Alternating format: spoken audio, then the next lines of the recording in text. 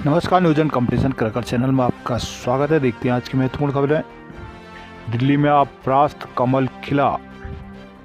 देहरादून पूर्व सीएम निशंक की बेटी आरुषि से 4 करोड़ की ठगी। राष्ट्रीय गेम उत्तराखंड को पैंथालोन में 5 स्वर्ण समेत 12 पदक। दिल्ली की सत्ता में भाजपा ने 27 वर्ष बाद धमाकेदार वापसी की है। 48 सीटें जीतकर राजधानी में भाजपा सरकार बनाने का रास्ता साफ हो गया है। 2 बार से दिल्ली की सत्ता पर काबिज आम आदमी पार्टी 62 सीटों से घटकर 22 सीटों पर सिमट गई हैं। वहीं कांग्रेस लगातार तीसरी बार खाता नहीं खोल पाई है। सत्ता विरोधी लहर में पूर्व मुख्यमंत्री अरविंद केजरीवाल, पूर्व उप मुख्यमंत्री मनीष सिसोदिया, दिल्ली सरकार में मंत्री रहे सौरभ भारद्वाज, रघुविंदर शौकीन चुनाव हार गए हैं। आपके केवल 15 मौजूदा विधायक ही अपनी सीट बचा पाए। उधर भाजपा ने अपनी सीटों की संख्या 8 से बढ़ाकर 48 कर ली है। भाजपा ने मतगणना की शुरुआत से बढ़त बनाई थी, अंत तक इसे कायम रखा। भाजपा के पूर्व परवेश वर्मा ने पूर्व सीएम केजरीवाल को नई दिल्ली सीट से हरा दिया है। पूर्व मुख्यमंत्री मनीष सिसोदिया भाजपा के तरविंदर सिंह मरवाहा से जंगपुरा सीट हार गए हैं। मुख्यमंत्री आतिशी अपनी कालका सीट बरकरार रखने में सफल रही। उन्होंने भाजपा के रमेश बिधूड़ी को इस सीट पर हराया। नेता प्रतिपक्ष विजेंद्र गुप्ता रोहिणी सीट से चुनाव हार गए हैं। देहरादून पूर्व मुख्यमंत्री रमेश पोखरियाल निशंक की बेटी आरुषि पोखरियाल निशंक से फिल्म निर्माण के नाम पर 4 करोड़ रुपए ठग लिए गए हैं। इस मामले में शहर कोतवाली में फिल्म निर्माता समेत 2 लोगों के खिलाफ मुकदमा दर्ज किया गया है। इन लोगों पर आरुषि ने पिता के फर्जी मुकदमे में फंसाने और जान से मारने की धमकी देने का भी आरोप लगाया है। एसएसपी अजय सिंह के अनुसार आरुषि ने तहरीर में बताया कि वो फिल्म हिमश्री फिल्म के जरिए फिल्म निर्माण के साथ अभिनय भी करती है। मानसी वरुण बागला और प्रमोद कुमार बागला दोनों निवासी फेरीलैंड जुहू मुंबई महाराष्ट्र में रहते हैं। उनके देहरादून स्थित घर पर मुलाकात हुई थी तो उन्होंने कहा था कि मिनी फिल्म प्राइवेट लिमिटेड के डायरेक्टर हैं और आंखों की गुस्ताखियां फिल्म बना रहे हैं, जिसमें सनाया कपूर, विक्रांत मैसी जैसे बड़े कलाकार भी काम कर रहे हैं। उन्होंने आरुषि को एक रोल का ऑफर देकर 5 करोड़ रुपये अपनी फर्म या किसी जानकार से निवेश कराने को कहा था। इस पूरे प्रोजेक्ट का 15% यानी 15 करोड़ रुपये का लाभ देने का भी झांसा दिया था। कहा गया कि आरुषि अपनी इच्छा से रोल के लिए स्क्रिप्ट फाइनल कर सकते हैं। रोल पसंद नहीं आए तो उनके 5 करोड़ रुपये 15% ब्याज के साथ लौटा दिए जाएंगे, जिसके बाद आरुषि ने MOU साइन कर लिया। लेकिन पिछले साल 10, 27, 30 अक्टूबर और 19 नवंबर को 4 किस्तों में 4 करोड़ रुपये दे दी गई, जिसके बाद दोनों आरोपियों ने ना तो काम ही किया और ना वापस लौटाए। अब धमकियाँ भी दी जा रही हैं। 38वें राष्ट्रीय खेलों में उत्तराखंड के खिलाड़ियों ने शनिवार को मॉडर्न पैंथालोन में 5 ताइक्वांडो में स्वर्ण सहित कुल 12 पदक जीते हैं। 3 पदक दौड़ में भी मिले हैं। अब तक 14 स्वर्ण पदकों के साथ उत्तराखंड पदक तालिका में 6ठे पायदान पर है। इंदिरा गांधी अंतर्राष्ट्रीय खेल परिसर गोलापार हल्द्वानी में शनिवार सुबह मॉडर्न पैंथालोन के मुकाबले शुरू हुए थे। महिला वर्ग के व्यक्तिगत लेजर इन इवेंट में गरुड़ के पिंगलों के रहने वाली उत्तराखंड पुलिस की जवान ममता खाती ने, स्नेहा यादव ने रजत और गरुड़ के ही बेजान निवासी मंजू गोस्वामी ने कांस्य पदक जीता है। महिला वर्ग के टीम इवेंट में उत्तराखंड की ममता खाती, मंजू गोस्वामी और मोनिका की टीम ने स्वर्ण पदक जीता है। झारखंड ने रजत और गोवा ने कांस्य पदक जीता है। पुरुष वर्ग के लेजर इन के व्यक्तिगत इवेंट में काशीपुर के कुंडेश्वरी निवासी सक्षम प्रसाद सिंह ने स्वर्ण, गोवा के बाबू अर्जुन गांवकर ने रजत और गंगोलीहाट के जरमल गांव के निवासी उत्तराखंड पुलिस के जवान लाल सिंह ने कांस्य पदक जीता है। इवेंट में उत्तराखंड के सक्षम प्रताप सिंह, लाल सिंह और नीरज नेगी ने स्वर्ण पदक दिलाया है। गोवा को रजत और बिहार को कांस्य पदक मिला है। पहले दिन लेजर इन मिक्स रिले में ममता और सक्षम प्रताप सिंह ने उत्तराखंड को स्वर्ण पदक दिलाया। गोवा के नेहा नागूस और बाबू अर्जुन को जोड़ी ने रजत पदक जीता है। महाराष्ट्र के अजय लावते और दीक्षा संदीप यादव की जोड़ी कांस्य पदक से ही संतुष्ट करना पड़ा है। हल्द्वानी 38वें राष्ट्रीय खेल समापन समारोह में 1 घंटे तक रहेंगे अमित शाह। हल्द्वानी भाजपा कुमाऊं संभाग कार्यालय में शनिवार को आयोजित पत्रकार वार्ता में भाजपा जिलाध्यक्ष, मेयर और विधायकों ने 14 फरवरी को राष्ट्रीय खेलों के समापन समारोह में केंद्रीय गृह मंत्री अमित शाह के कार्यक्रम की जानकारी दी। उन्होंने बताया कि समारोह में अमित शाह 1 घंटे तक हल्द्वानी में ही रहेंगे। इस दौरान शहर के विभिन्न क्षेत्रों में उनका स्वागत किया जाएगा। नगर निगम ने इसके लिए खासा तैयारी की है। भाजपा जिलाध्यक्ष प्रताप बिष्ट, मेयर गजराज बिष्ट, विधायक वंशीधर भगत, मोहन सिंह बिष्ट, सरिता आर्या ने संयुक्त पत्रकार वार्ता में बताया कि 14 फरवरी को अमित शाह अपराह्न 3:45 में कैंट स्थित आर्मी हेलीपैड पहुंचेंगे, जहां से वह कार से अंतर्राष्ट्रीय खेल परिसर गुलाब पार्क के लिए रवाना होंगे। इस दौरान तिकोनिया चौराहे से लेकर काठगोदाम स्थित नारीमन तिराहे तक विभिन्न स्थानों पर उनका स्वागत किया जाएगा। सड़क के दोनों ओर शहरवासी उनका स्वागत करेंगे। 4 बजे गुलाब पार्क स्थित अंतर्राष्ट्रीय खेल परिसर में पहुंचने के बाद वह 1 घंटे तक कार्यक्रम में हिस्सा लेंगे। इस दौरान सांस्कृतिक और रंगारंग कार्यक्रमों से केंद्रीय गृह मंत्री का स्वागत किया जाएगा। वह विजेता खिलाड़ियों को चैंपियन ट्रॉफी सौंपेंगे। पत्रकार वार्ता के दौरान मंडी परिषद के अध्यक्ष अनिल कुमार डप्पू, प्रवेश प्रदेश प्रवक्ता विकास भगत, जिला महामंत्री रंजन सिंह बरगली, विनोद मेहरा मौजूद रहे। वहीं मेयर गजराज बिष्ट ने बताया कि नगर निगम 15 स्थान पर स्वागत करेगा। 7 ताल में 80 खिलाड़ियों के लिए पिच माउंटेन बाइकिंग आज से। हल्द्वानी पुलिस ने मैच देखने आए दर्शकों से असभ्यता की हदें की पार।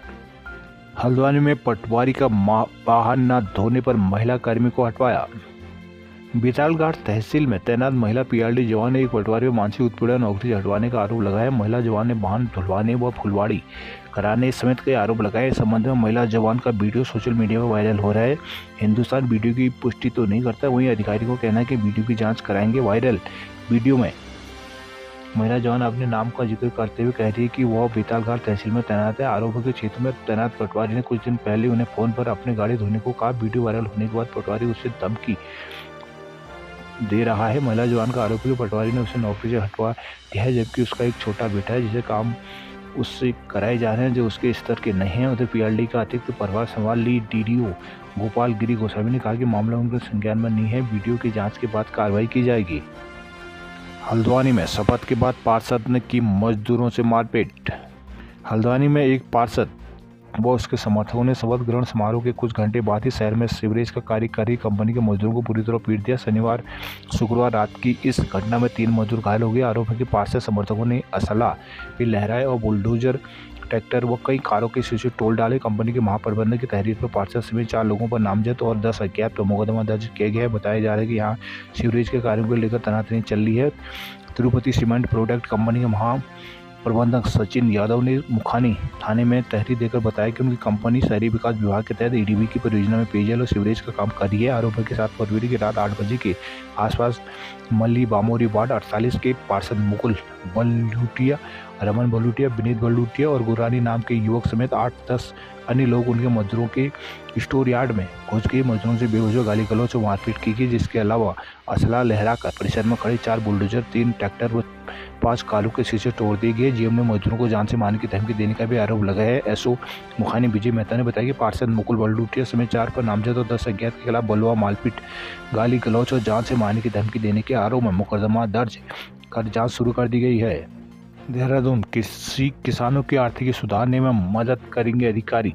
मुख्यमंत्री पुष्कर सिंह धामी ने कृषि उद्यान समाज कल्याण विभाग में चयनित हुए 609 अधिकारियों की नियुक्ति पत्र प्रदान किया है, जिसमें 333 सहायक कृषि अधिकारी, उद्यान और खाद्य प्रसंस्करण विभाग में वर्ग 2 के 37, वर्ग 3 के 227 और 12 सहायक समाज कल्याण अधिकारी शामिल हैं। शनिवार को हिमालयन सांस्कृतिक ऑडिटोरियम गढ़ी कैंट में आयोजित कार्यक्रम में मुख्यमंत्री ने सभी नवनिर्वाचित अभ्यर्थियों को शुभकामनाएं दी। उन्होंने कहा कि नवचयनित अभ्यर्थियों को जीवन में एक नया अध्याय शुरू हो गया। सभी उत्तराखंड में कृषि क्षेत्र के उत्थान और समाज कल्याण के संकल्प को लेकर अपने कर्तव्यों का निर्वहन करेंगे। उन्होंने कहा कि ये युवा अभ्यर्थी अपनी मेहनत और निष्ठा से उत्तराखंड में कृषि के क्षेत्र में नवाचार करेंगे और किसानों को आधुनिक कृषि तकनीक से जोड़ने का कार्य करेंगे।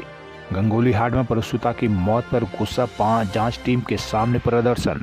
गंगोली हाट में प्रसव पीड़िता उसके नवजात की मौत के मामले में आक्रोशित ग्रामीणों ने शनिवार को जांच की पहुंची टीम के समक्ष जोरदार प्रदर्शन किया। ग्रामीणों ने आरोप लगाया कि सीएससी से देरी से महिला को रेफर किया गया था। उन्होंने इस मामले में दोषी चिकित्सकों के खिलाफ कार्रवाई की मांग की। उन्होंने पीड़ित परिवार को 50 लाख का मुआवजा देने और मामले की न्यायिक जांच के साथ ही दोषियों के खिलाफ मुकदमा दर्ज करने की मांग उठाई है।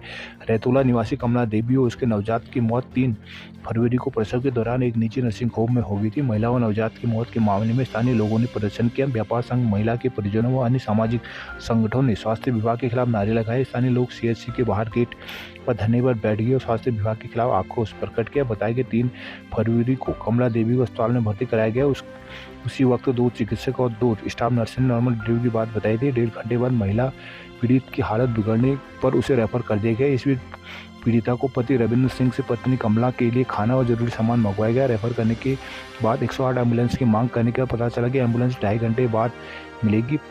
बाद में परिजन एक निश्चित नर्सिंग होम ले गए। वहां जांच के दौरान बच्चे की मौत होने और महिला की स्थिति गंभीर बताई गई। हायर सेंटर जाने का समय न होने से वहां प्रसव कराया गया, जहां पहले नवजात और बाद में प्रसव पीड़िता की मौत होगी। व्यापार संघ अध्यक्ष, परिजन और सामाजिक कार्यकर्ताओं ने सीएमओ की तरफ से यहां जांच के लिए भेजी गई टीम के सदस्यों को ज्ञापन दिया। उन्होंने पीड़ित परिवार को 50 लाख का मुआवजा, मामले की न्यायिक जांच और दोषियों के खिलाफ हत्या का मुकदमा दर्ज करने की मांग की है।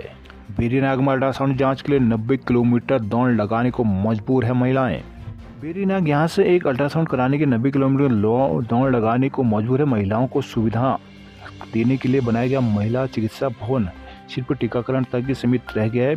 बेरीनाग विकास खंड में लगभग 30,000 महिलाएं रहती हैं। उनके उपचार के लिए महिला चिकित्सालय पूरी तरह से लाचार नजर आता है। इस महिला अस्पताल में प्रसव कराने को तब तक विशेषज्ञ चिकित्सक नहीं है। महिलाओं का यहाँ स्त्री रोग विशेषज्ञ न होने पर उस अस्पताल में प्रसव तक की सुविधा नहीं मिल पा रही। केवल सामान्य प्रसव वाले मामले ही इस अस्पताल की प्रतिष्ठा को बचा कर रखा हुआ है। अस्पताल में विशेषज्ञ डॉक्टर न होने के कारण प्रसव तक कई बार नर्सों को ही कराना पड़ता है। लंबे समय से महिला विशेषज्ञ नियुक्ति और महिला अस्पताल फिर से शुरू करने की मांग प्रमुख से उठ रही है। लोगों का कहना है कि सरकार ने अपना वादा पूरा नहीं किया। महिलाओं को घर पर उपचार और प्रसव की सुविधा देने की बात यहाँ दम तोड़ रही है। उन्होंने स्वास्थ्य सुविधाएं सुधारने की मांग की है।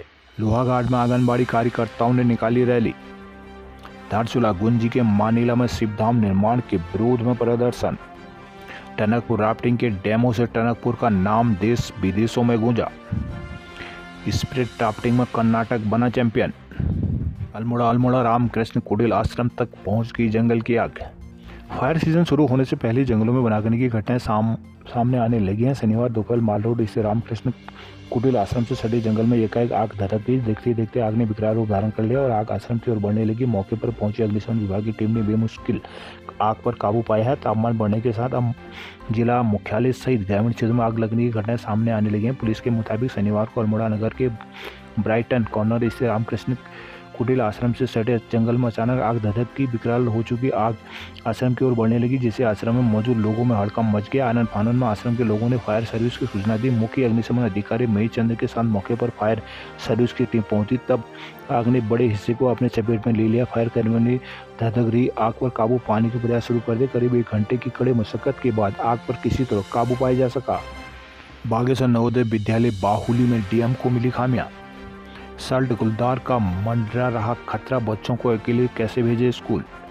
सल्ट के थलमाण गांव में तीन ट्रैप कैमरे भी गुलदार के झुंड को कैद नहीं कर पाए हैं। कोई सुराग न लगने से लोगों को दहशत व्याप्त है। लोगों ने जल्द से जल्द वन विभाग से गुलदार के आतंक से निजात दिलाने की मांग की है। लोगों का कहना है कि बच्चों की सुरक्षा को लेकर डरे हुए हैं, अकेले कैसे स्कूल भेज सकते हैं। सल्ट के थलमाण गाँव में कुछ समय पहले एक साथ 4 गुलदार दिखाई दे रहे। ग्रामीणों की ओर से इसकी सूचना वन विभाग को दी गई थी, जिसके बाद वन विभाग की ओर से गांव में गश्त लगाई जा रही है। ग्रामीणों को जागरूक कर एहतियात बरतने की सलाह दी जा रही है। साथ ही आसपास झाड़ी कटान करने, रात के समय उचित लाइट की व्यवस्था करने, बच्चों को समूह में जाने और घटना घटने पर वन विभाग को सूचना देने को कहा गया है। साथ ही गुलदार को पकड़ने के लिए 3 ट्रैप कैमरे भी लगाए गए हैं, लेकिन ट्रैप कैमरों पर अब तक एक भी गुलदार कैद नहीं हो सका है। गुलदार का कोई सुराग न लगने ग्रामीणों में दहशत व्याप्त है और एक और महिलाएं अकेले जंगल जाने और घास लाने आदि में कतरा रही हैं। वहीं बच्चों को भी स्कूल जाने में डर सता रहा है।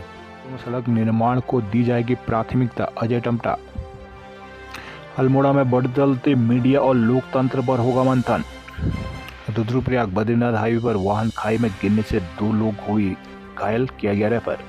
ऋषिकेश बद्रीनाथ राष्ट्रीय राजमार्ग पर खांकरा के पास शनिवार को एक वाहन खाई में गिरने से 2 लोग घायल हो गए। रेस्क्यू टीमों द्वारा दोनों घायलों को खाई से निकालकर उपचार के लिए जिला चिकित्सालय लाया गया, जहां प्राथमिक उपचार के बाद दोनों घायलों को हायर सेंटर रेफर कर दिया गया। जानकारी के अनुसार शनिवार सुबह ऋषिकेश बद्रीनाथ राष्ट्रीय राजमार्ग पर खांकरा और नारकोटा के बीच स्थित सम्राट होटल के पास तड़के एक पिकअप वाहन दुर्घटनाग्रस्त हो गई। बताया गया कि वाहन सब्जी लेकर रुद्रप्रयाग की ओर जा रही थी। जैसे सुबह करीब 4 बजे यह वाहन खांकरा के पास पहुंचा तो अनियंत्रित होकर खाई में गिर गई। जिला आपदा प्रबंधन अधिकारी नंदन सिंह रजवान ने बताया कि वाहन में सवार 40 वर्षीय जाकिर निवासी बागूवाला मंडावली नजीमाबाद एवं 28 वर्षीय सोई पुत्र वकील निवासी बागूवाला मंडावली नजीमाबाद घायल हो गए। जाकिर को गंभीर चोटें आई हैं, जिससे उन्हें शीघ्र ही हायर सेंटर रेफर कर दिया गया, जबकि सहीब को भी हायर सेंटर भेजने की कार्रवाई की जा रही है। घटना की सूचना मिलते ही एसडीआरएफ, डीडीआरएफ और पुलिस सुबह अंधेरे में ही मौके पर पहुंची, जहां रेस्क्यू कर दोनों घायलों को खाई से निकाला गया। हरिद्वार महानगर कांग्रेस का एसएसपी दफ्तर के बाहर मौन सत्याग्रह।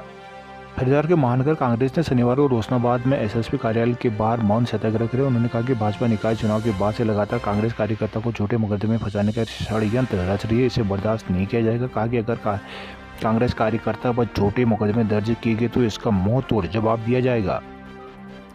हरिद्वार जिला अस्पताल में नहीं पा रही है फिजियोथेरेपी। रुड़की में क्रिटिकल केयर ब्लॉक बनाने का प्रस्ताव।